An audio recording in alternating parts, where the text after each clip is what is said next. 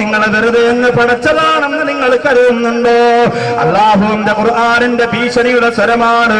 കഷ്ടപ്പെടണം പ്രിയപ്പെട്ടവരെ, ത്യാഗം ചെയ്യണം സഹോദരങ്ങളെ. അല്ലാഹുവിന്റെ റസൂല് പറയുന്ന സർവ്വ മനുഷ്യരെയും അല്ലാഹു പടച്ചതമ്പുരാ ലോകത്തിൽ നിന്ന് മരണപ്പെടുത്തിയിട്ട്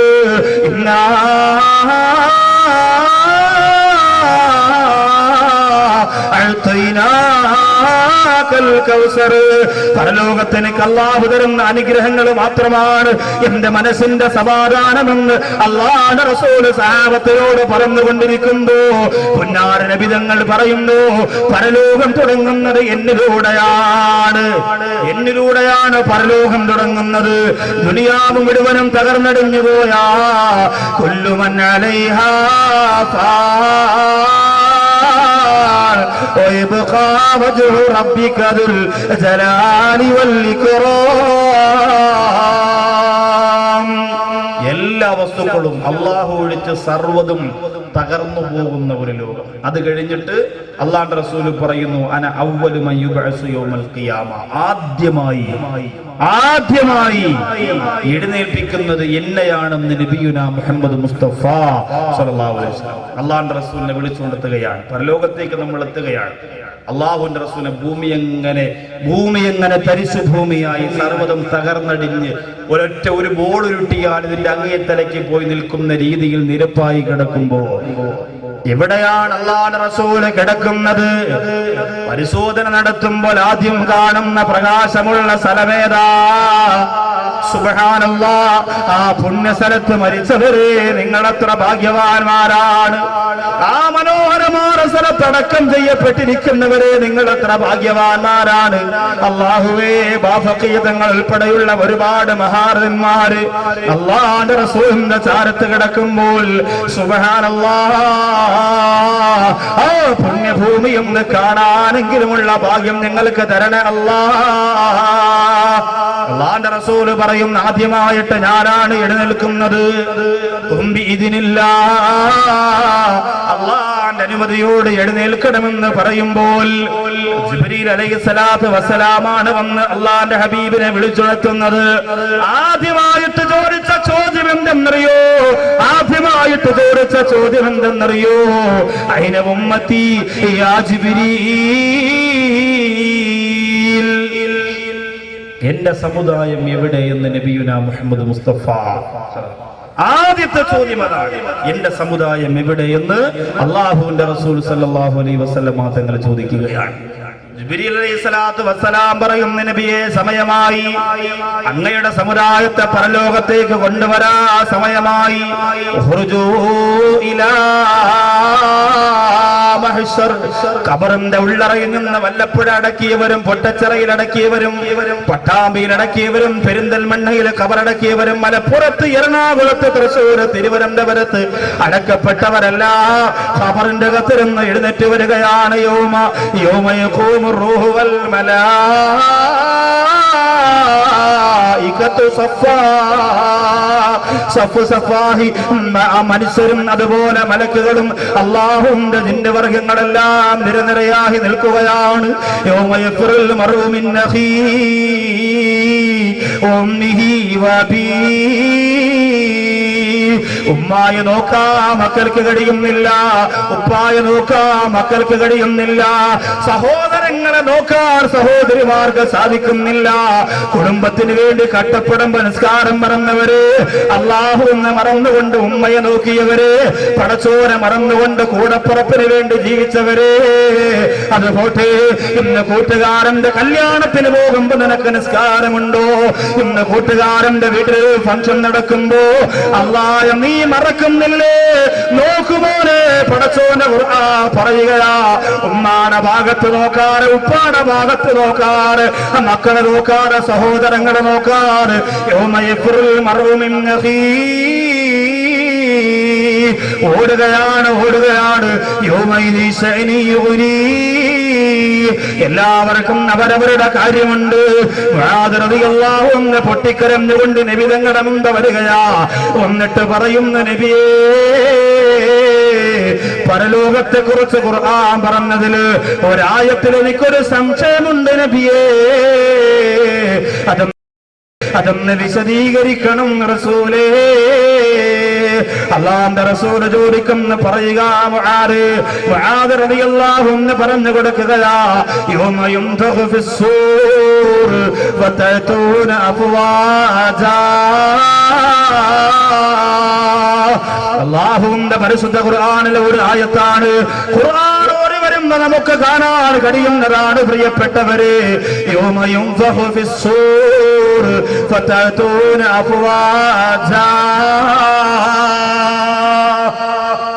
സൂറെന്ന കാഹളത്തിലൂതപ്പെടുമ്പോൾ സംഘം സംഘമായി ജനങ്ങൾ ഖബറിന്റെ അകത്ത് നിന്ന് എഴുന്നേറ്റ് വരുമ്പോൾ നബിതങ്ങളോട് പറഞ്ഞു, ഈ സംഘം സംഘമായി വരിക എന്ന് പറഞ്ഞാൽ എനിക്ക് അറിയില്ല നബിയെ, ഒന്ന് പറഞ്ഞു തരണം. മുആദ് റളിയല്ലാഹു അൻഹു നോക്കുമ്പോൾ അല്ലാഹുവിന്റെ റസൂൽ തല ഇങ്ങനെ കുനിച്ചു വെച്ചു. മുആദ് റളിയല്ലാഹു അൻഹു മുത്ത് നബിതങ്ങളുടെ ദാടിയുടെ ഭാഗത്തേക്ക് വിരൽ വെച്ചിട്ട് ഇങ്ങനെ ഉയർത്തി നോക്കുമ്പോൾ ഫബകാ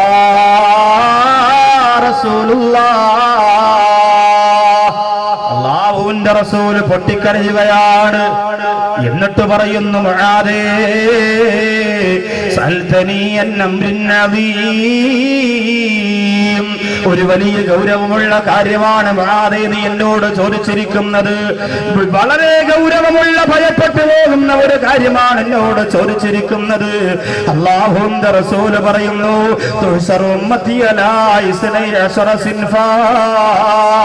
ഖബറിന്റെ അകത്തുനിന്ന് പരലോകത്തേക്ക് മനുഷ്യർ എഴുന്നേറ്റ് വരുമ്പോ 12 വിഭാഗമായി വരുന്നതാണ് മുആദ്. വല്ലപ്പുഴയിലെ ചെമ്മൻകുടിയിൽ വന്ന ഉമ്മമാരെ പാരിതോഷികം വാങ്ങാൻ വേണ്ടി കടന്നു ചെല്ലുകയാ.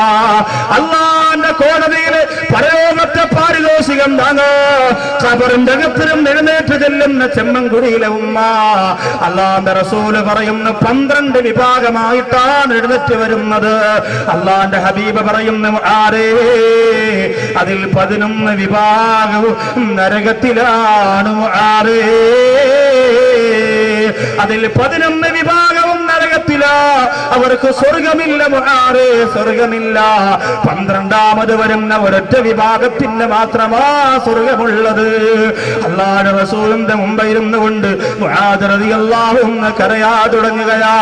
ചെമ്മൻകുടിയിൽ വന്നിരിക്കുന്നവരെ, പടച്ചോന്റെ കോടതിയിൽ സ്വർഗം വാങ്ങാൻ ചെല്ലുന്ന 12ാമത്തെ വിഭാഗത്തിലല്ലേ നമുക്ക് പെടാനുള്ളത്. അതിന് സീരിയൽ കണ്ടുകൊണ്ടിരുന്നാ പറ്റൂല, സിനിമ കണ്ടുകൊണ്ടിരുന്നാ പറ്റൂല, പൂരപ്പറമ്പിൽ കറങ്ങി നടന്നാ പറ്റൂല, ന്യൂ ഇയർ ആഘോഷിച്ചുകൊണ്ട് അടിച്ചു പൊളിച്ചാ പറ്റൂല. എന്റെ പ്രിയപ്പെട്ട സമുദായമേ, 12ാമത്തെ വിഭാഗത്തിലേക്ക് പറയുന്നതിന് മുമ്പ് ആ 11 വിഭാഗങ്ങളെ ചുരുങ്ങിയ സമയം കൊണ്ട് ഞാൻ ഒന്ന് വിശദീകരിക്കുകയാ. വിശദീകരിച്ച് തീർക്കാൻ സാധ്യമല്ലെന്നറിയാ, എന്നാലും ഒരു ശ്രമം നടത്തുകയാ. വല്ലപ്പുഴയിലെ ചെമ്മൻകുടിയിൽ ഞാനെന്ന് വന്നാലും ആവേശത്തോടെ ഓടിയെത്തുന്ന ചെറുപ്പക്കാരാ, ഈ വിശാലമായ ഗ്രൗണ്ട് പോലും നിറയ്ക്കാൻ പാകത്തിൽ ഓടിയെത്തിയ പ്രിയപ്പെട്ട മുസ്ലിങ്ങളെ മനസ്സ് വെക്കുക, ഒരിക്കലും ഈ 11 വിഭാഗത്തിൽ പെടാൻ പാടില്ല. മുആദ് റളിയല്ലാഹു അൻഹു കരഞ്ഞുകൊണ്ട് പറയുകയാ, നബിയേ അവിടുന്ന് ഒന്ന് വിശദീകരിച്ച് തരണം റസൂലേ. ആരൊക്കെയാണ് ആ വിഭാഗങ്ങളെന്ന് പറയണം നബിയേ. അല്ലാഹുവിന്റെ റസൂൽ പറഞ്ഞു കൊടുക്കുകയാ, 1ാമത്തെ വിഭാഗമാരാ. അല്ലാഹുവിന്റെ റസൂൽ പറഞ്ഞു കൊടുക്കുന്നു, അതേ ഖബറിന്റെ അകത്തിരുന്ന് ഒരു വിഭാഗം എഴുന്നേറ്റ് വരികയാ. ലൈസ ലഹും യദാനി വലാ റിജ്ലാ, അവർക്ക് 2 കൈകളില്ല, അവർക്ക് 2 കാലുകളില്ല. 1ാമത്തെ വിഭാഗം 2 കൈയില്ല, 2 കാലും ഇല്ല. അല്ലാഹുവിന്റെ കോടതിയിൽ ഖബറിന്റെ അകത്ത് നിന്ന് എഴുന്നേറ്റ് വരുന്ന 1ാമത്തെ വിഭാഗം 2 കൈയും അവർക്കില്ല, 2 കാലുകളും ഇല്ല. അടക്കുമ്പോൾ 2 കൈയുമുണ്ട്, 2 കാലുമുണ്ട്.